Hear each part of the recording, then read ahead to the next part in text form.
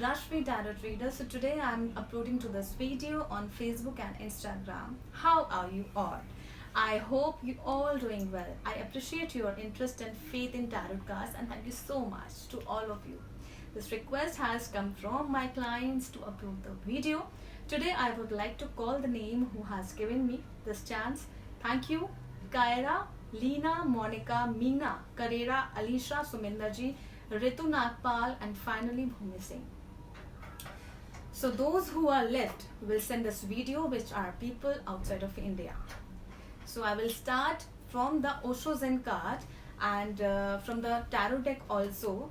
We will take. I will take later on, but now I will take from the Osho Zen card. This is very important, which I have already. This reading is about finally your current situation, and it's up to you what you intend to know. This is a timeless reading also. So again, hi, Astro Rashmi here, the tarot reader, astrologer, spiritual Reiki healer, numerologist, Vastu Shastra consultant. I'm here to tell you about the 3 cards which I have posted today morning on Facebook and on Instagram. There is a 3 pile, one of which I will tell you. So start from the pile 1. So completion is a major arcana card, guys, in this game of Zen, and the first card is completion. So completion is here to tell you about your life, about your aspect. To all my beautiful souls and friends, this is the beginning and not an end. This is when you develop a whole new vision. Approach to life, this is the moment which one realizes or comes to a point where suddenly all that has been happening in life makes complete common sense. And for the grace, it is also connected internally as well. Completion, when your third eye, your vision changes. It is a new way of looking at life, which helps one to finish things which need to and begin newer dimension of life. So today people will get a chance to understand that life is all about begin and ends. Everything has a begin and an end.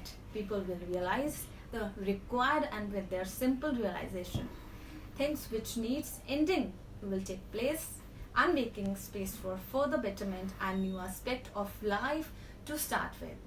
So as I told you earlier, this deck is Osho Zen, like completion. So in this card you can see the jigsaw, right? And is now completed the third eye, finally.